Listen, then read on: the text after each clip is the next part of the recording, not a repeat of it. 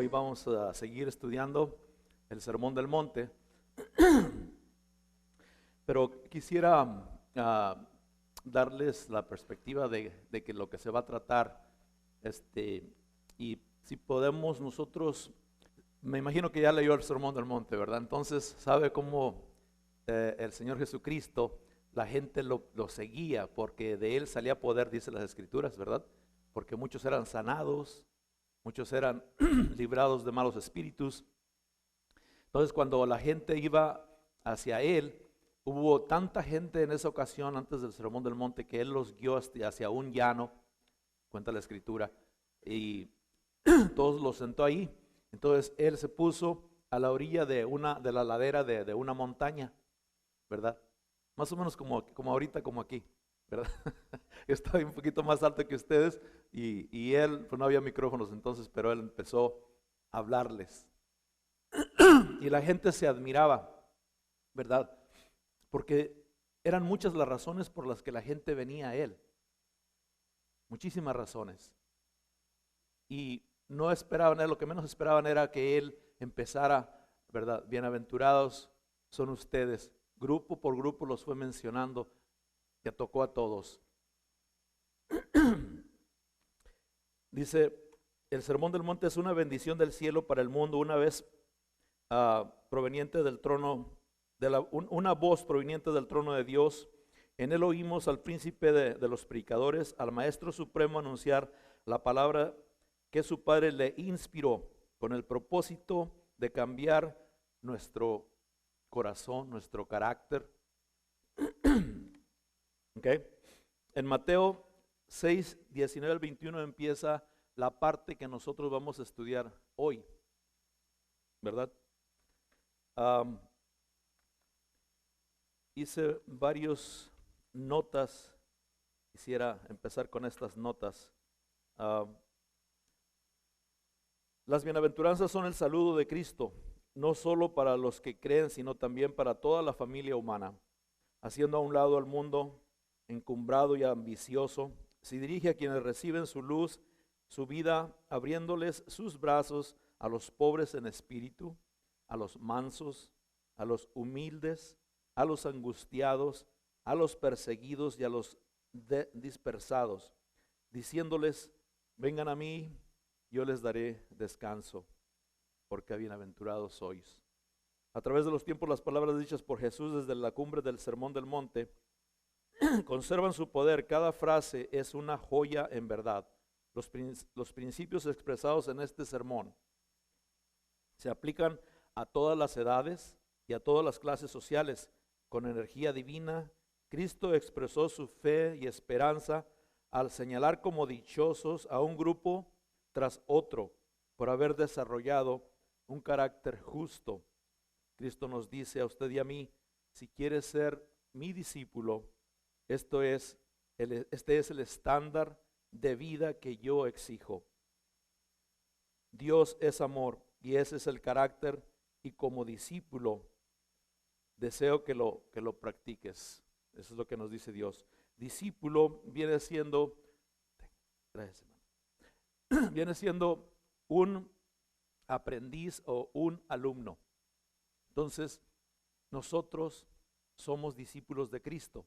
Por lo tanto, tenemos que ser aprendices de las enseñanzas de Él y seguir sus enseñanzas. El deseo de Dios es que cambiemos nuestro carácter mundano a un carácter de Jesucristo, al carácter de su Hijo. Vamos a empezar con Mateo 6, 19. Me parece que no está trabajando esa, pero en sus boletines ahí está escrito. Dice Mateo 6, 19. No os hagáis tesoros en la tierra donde la polilla y el orín corrompen y donde ladrones minan y hurtan. Todos sabemos que los tesoros acumulados aquí en la tierra, todo se va a echar a perder, todo se va a desgastar, todo es pasajero en este mundo. La Biblia nos enseña en 2 de Pedro 3:10, pero el día del Señor vendrá como ladrón en la noche, en el cual los cielos pasarán con gran estruendo y los elementos ardiendo serán deshechos, y la tierra y las obras que en ella hay serán quemadas. Hay una doctrina acerca de eso, donde la Biblia nos enseña que absolutamente todo va a desaparecer. Apocalipsis 20 me parece que está ahí, donde ya viene el juicio para aquellas personas que no aceptaron a Jesús, ¿verdad? Entonces, ya no se halló, dice la Biblia, lugar para ellos en la tierra, porque ya no existía, ya se había todo disuelto. Los tesoros acumulados en la tierra no perduran, son solo temporales, perecerán en el día del Señor. Es lo que dice ahí 2 de Pedro 3:10. Jesús nos dice en Mateo 6:20 que debemos hacernos tesoros en el cielo, sino haceos tesoros en el cielo donde ni la polilla ni el orín corrompen y donde ladrones no minan ni hurtan. Hay alarmas hoy en día que se venden como pan caliente. ¿Por qué? Porque la gente trata de cuidar su casa, sus tesoros, proteger su familia, ¿verdad? Todo lo que consideramos de mucho valor para nosotros, tratamos de ponerle hasta una aseguranza, el carro y todo eso.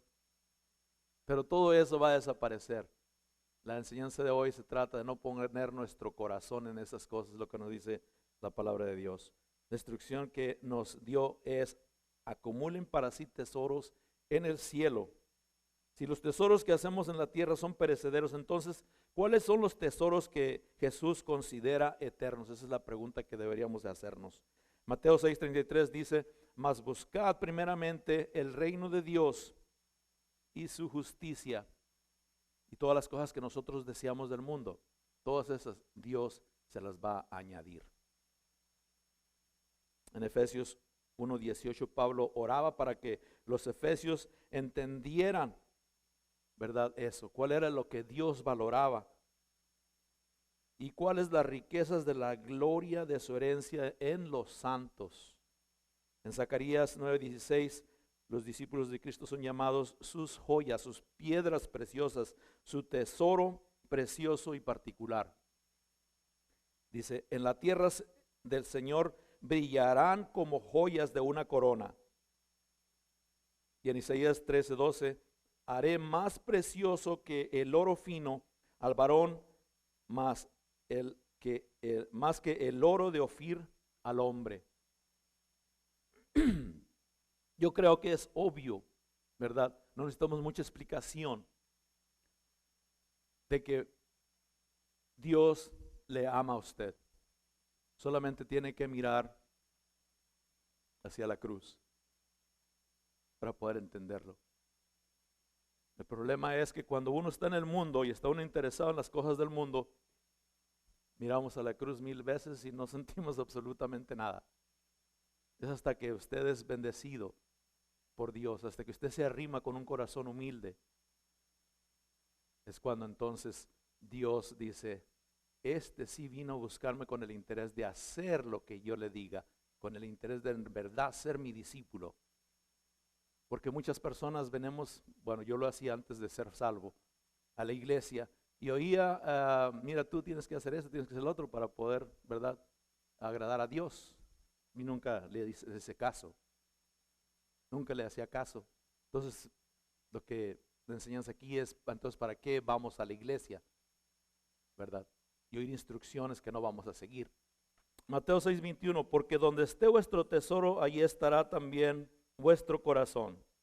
Si Jesús nos considera sus tesoros, nosotros debemos trabajar en ganar más tesoros, más almas para el reino de Cristo. Esa es la idea. ¿Cómo hacerlo? Buscando esos tesoros. Pero hay que saber, ¿verdad?, de qué tesoros se tratan. Como pecadores, todos tenemos el carácter inclinado hacia el mundo. Dios quiere que por medio de su Espíritu cambiemos ese carácter al carácter de su Hijo Jesús. En Mateo 10:37, el que ama a padre o madre más que a mí, no es digno de mí. Y el que ama a hijo o hija más que a mí, no es digno de mí. ¿Cuáles son sus prioridades? Normalmente, ¿verdad?, si vamos a valorar las cosas que tenemos en el mundo. Probablemente usted diga, bueno, pues es mi esposa o es mi hijo. Y un hijo diría, pues mi padre, ¿verdad? Yo lo valoro mucho. Pero en verdad aquí lo que nos está diciendo es que es Dios número uno sobre todas las cosas. Y luego aquí podemos tener diferencia de opiniones. La familia, los hermanos, el trabajo, ¿verdad? Según su carácter, según su forma de pensar, probablemente ponga las prioridades en diferente línea. Pero de lo que estamos hablando hoy, por ejemplo, es cuáles son los tesoros que en verdad Dios acepta, desea que nosotros busquemos. Yo antes de conocer al Señor, yo tenía el carácter del mundo, buscaba las cosas del mundo. Cuando entré a Estados Unidos, Dios me guió hacia una iglesia pentecostés. Y yo no podía entender cómo los hermanos pentecosteses brincaban y bailaban y todo eso. Y dije, ¿qué es eso? ¿Verdad? Hoy sí lo puedo entender. Inclusive hasta puedo bailar para el Señor y cantar para el Señor. Pero no brinco, no bailo porque yo sé que hay probablemente aquí personas que no me entenderían y me juzgarían mal. Así como yo juzgué mal a los hermanos en esa ocasión. Yo no sabía la enseñanza que estaba recibiendo en esos días del diciembre y enero del 78. Diciembre del 77 arribé al valle y ahí empezó Dios a hablar a mi corazón por medio de esa iglesia. Tengo bonitos recuerdos. Hay un ejemplo en la Biblia, Demas. Si tiene su Biblia puede seguirme en 2 de Timoteo 4:9. Demas es un cristiano que se adhirió como cristiano al apóstol Pablo y habla muy poquito la Biblia acerca de él. Estaba yo investigando acerca de eso y es solamente que Demas aparece ayudándole a Pablo en la cárcel. Yo creo que alguien le dijo, Demas, mira, vamos a oír a Pablo, tiene algo bueno, importante que decirnos acerca de Dios, del Evangelio, las buenas noticias acerca de Cristo. Muchos fueron salvos por medio de Pablo cuando él estaba en la cárcel. Demas se arrima allí y la Biblia lo menciona, ¿verdad? En varias ocasiones en Colosenses 4:14 y en Filemón 2:4. Por eso me doy cuenta que él estaba ayudándole a Pablo en la cárcel. Pero llega en 2 de Timoteo 4:9 y 10 le dice Pablo a Timoteo, procura venir pronto a verme, porque Demas me ha desamparado, amando este mundo, y se ha ido a Tesalónica. Nomás, eso es lo único que dice acerca de él. Y otras personas también se han ido de ahí, pero por diferentes razones. Entonces, aquí podemos ver que Demas abandonó, ¿verdad? No adquirió el carácter de Cristo, ya tenía el carácter del mundo y se fue al mundo. Y la idea es que nosotros estamos aquí hoy y mañana, dependiendo de su carácter, si usted adquiere el carácter de Cristo, si usted lo acepta en su corazón, Dios da de su espíritu a usted y su espíritu vive en usted. Y es más poderoso el que vive en usted que el que vive en el mundo. Punto número 2. La lámpara del cuerpo. Mateo 6:22 y 23. La lámpara del cuerpo es el ojo. Así que si tu ojo es bueno, todo tu cuerpo estará lleno de luz. Pero si tu ojo es maligno, todo tu cuerpo estará en tinieblas. ¿Y cuántas no serán las mismas tinieblas? Jesús es la luz del mundo, pero muchos, en lugar de acercarse a Él, huyen de esa luz. No creen en Dios. Juan 3:19 nos dice, y los hombres amaron más las tinieblas que la luz porque sus obras eran malas. ¿Cuántas personas les invitamos a la iglesia y muchas personas, ¿verdad?, los han visto por ahí en pecado, yendo a lugares que no deberían, con personas que no deberían, hablando cosas que no deberían. Obviamente la persona anda en tinieblas. Entonces cuando vienen a la iglesia se avergüenzan. Y es difícil traer hermanos así. Por eso es bueno, yo agradezco a Dios primeramente y al pastor por darnos la oportunidad de estar aquí. Las personas que han estado aquí recibieron instrucciones y estudiaron la palabra de Dios y fueron bendecidos. Estábamos comentando que fuimos atacados porque el maligno no le gusta eso. Pero cuando la persona se prepara para estar aquí, es porque va a estar atacada, pero al mismo tiempo usted se prepara y está listo para dar testimonio del Señor Jesucristo sin ningún problema. ¿Lo invita usted a su amigo a la iglesia? Debemos de hacerlo. Pero la persona no quiere venir, usted sabe muy bien de quién se trata, entonces usted tiene la oportunidad de hablarle de Cristo. Yo sé, puede decirle suavemente, yo sé que no puedes ir a la iglesia, que no quieres por esta razón o por la otra, pero te quiero decir que Cristo te ama. Que Cristo quiere que vengas a Él. Vamos a orar por tu salvación. Y es lo primero que deben hacer, porque es Dios el que salva, uno no. Entonces uno empieza uno al pasito, le da un versículo, Juan 3:16, ¿verdad? Y así, algunos versículos que usted se sepa, ¿verdad? Primera de Juan 1:9. Si confesamos nuestros pecados, Él es fiel y justo para perdonarnos. Hay perdón en Cristo, podemos decirles. Ok. um, Vamos a leer Juan 3:19 al 21. Eso no está en la. Porque de tal manera amó Dios al mundo que ha dado a su. 19 al 21, ya me equivoqué. Y esta es la condenación, que la luz vino al mundo y los hombres amaron más las tinieblas que la luz, porque sus obras eran malas.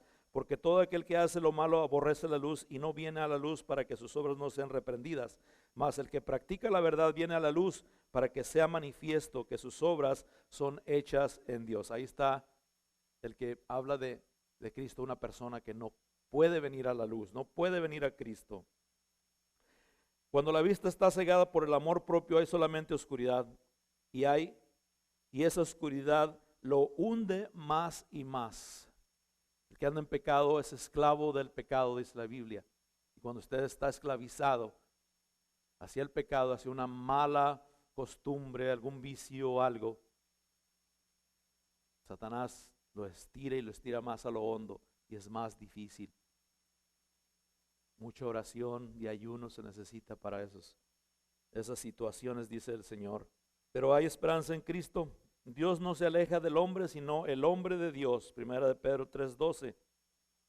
Y los ojos del Señor están sobre los justos, lo que dice ahí. La responsabilidad es del pecador, y cuando se resiste al Espíritu de Dios, preparas el camino a una ceguera completa. Mejor hagamos como el salmista en Salmo 123:1 y 2. A ti alcé mis ojos, a ti que habitas en los cielos. Es lo que debemos de recomendarles a estas personas. Pero si tu visión es clara, todo tu ser disfrutará de la luz. Pablo tenía un enfoque preciso, una visión clara, una conciencia sana.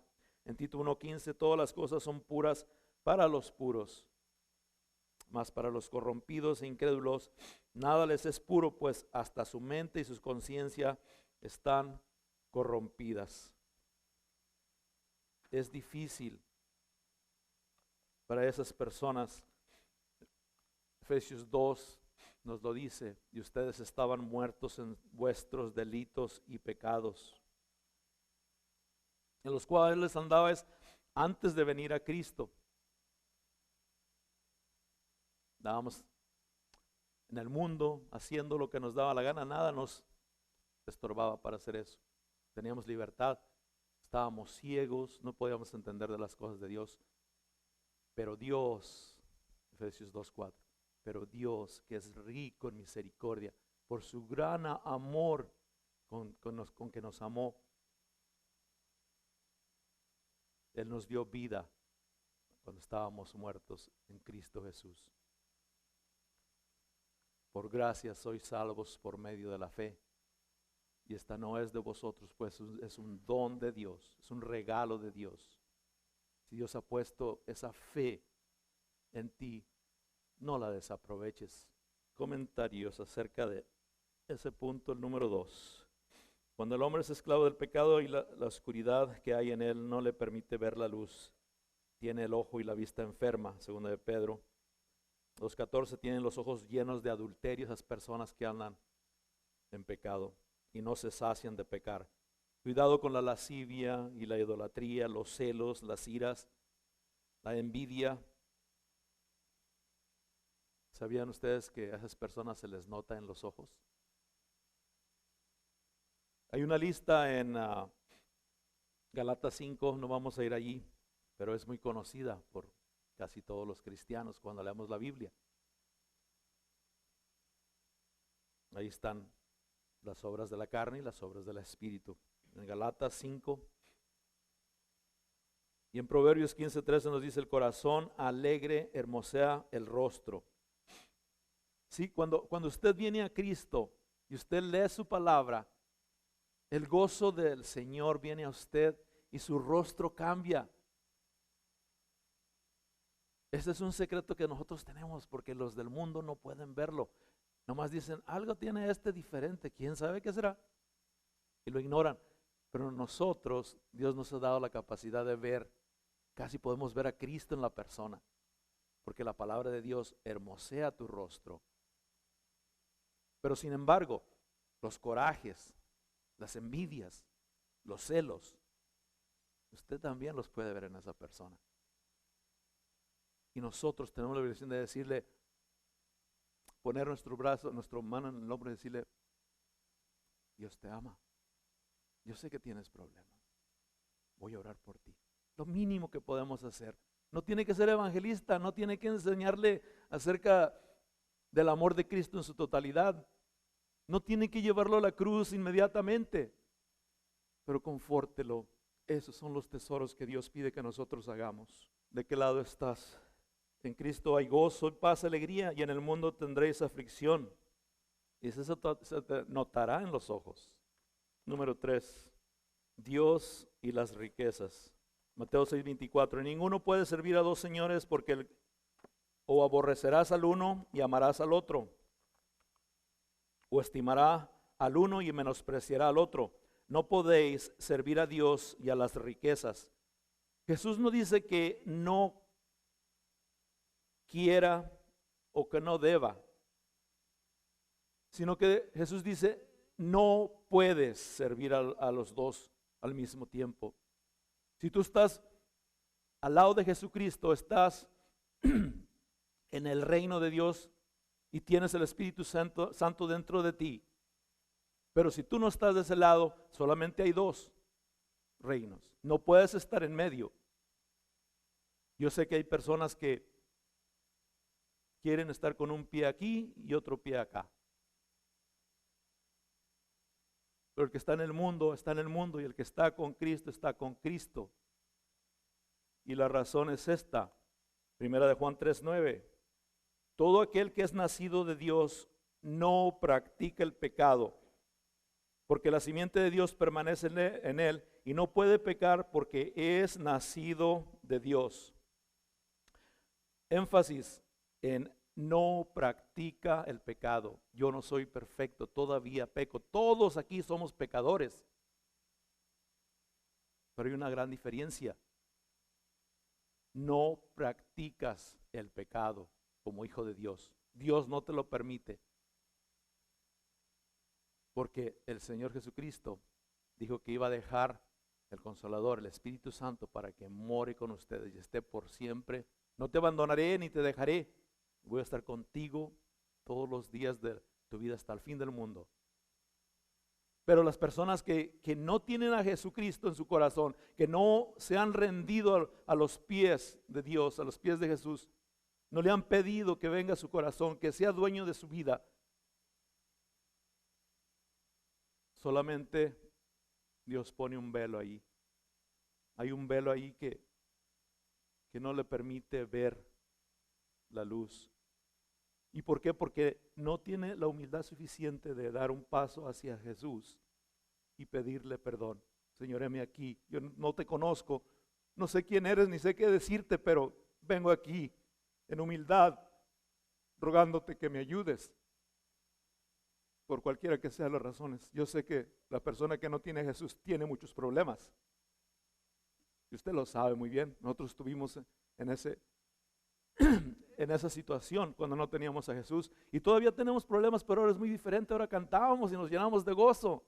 ¿Por qué? Porque esos problemas nos ayudan a acercarnos a Dios y nos gozamos de su presencia. Pero la persona que no tiene a Jesús no tiene esperanza. Su única esperanza está en sí mismo. Y todo eso va a acabar. Y al último va a ir a pagar al lago de fuego por sus pecados.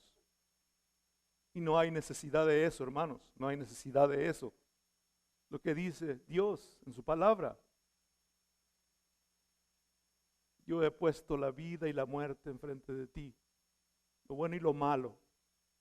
Escoge la vida para que te vaya bien. Escógeme a mí. Tampoco se puede ser neutral. En Romanos 8, 5 y 9 dice: porque las cosas que son de la carne piensan en las cosas de la carne, pero los que son del Espíritu en las cosas del Espíritu. ¿Dónde estás parado? ¿Estás parado con Cristo? Por Cristo, obrando por medio de su Espíritu para su reino, o estás en el mundo sirviéndote de sus deleites pasajeros, pensando en las cosas de la carne?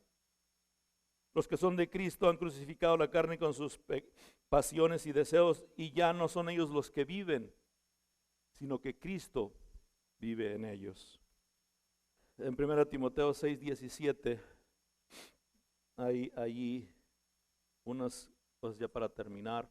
Porque los que quieren enriquecerse caen en la tentación y lazo y muchas codicias necias y dañosas que hunden a los hombres en destrucción y perdición. Porque raíz de todos los males es el amor al dinero, el cual codiciando algunos se extraviaron de la fe y fueron traspasados de muchos dolores. No podéis servir a Dios y a las riquezas. También en 1 Timoteo 6, 17 al 19 dice: a los ricos de este siglo manda que no sean altivos ni pongan la esperanza en las riquezas, las cuales son inciertas, sino en el Dios vivo, que nos da todas las cosas en abundancia para que las disfrutemos, que hagan bien, que sean ricos en buenas obras, dadivosos, generosos, atesorando para sí buen fundamento para lo porvenir. En este capítulo dice que echen mano de la vida eterna. En el versículo 12 también: pelea la buena batalla de la fe, echa mano de la vida eterna. Entonces, de lo que se trata hoy, ¿verdad?, es entender que no debemos hacer tesoros aquí, sino allá en el cielo. ¿Cuál es el tesoro que Dios más aprecia? Tú eres su tesoro, tú eres lo más preciado. Y nosotros debemos amar a nuestros semejantes, nuestro prójimo, como Dios los amó a ellos. Es difícil, ¿verdad? Es difícil. Pero eso es lo que Dios considera su tesoro. Considere el sacrificio que Él hizo en la cruz por usted. ¿Por qué no hacemos tesoros allá en el cielo, ayudando a otras personas a que lo consigan? También vimos acerca de la lámpara del cuerpo. Si usted no entiende de las cosas de Dios, si usted no estudia la palabra, no ora, no gasta tiempo con Dios y las prioridades, con su familia, con los hermanos de la iglesia, o anda buscando por ahí personas que para salvar, si no gasta tiempo en esas cosas que son prioridades, entonces su visión no está clara. Y por último,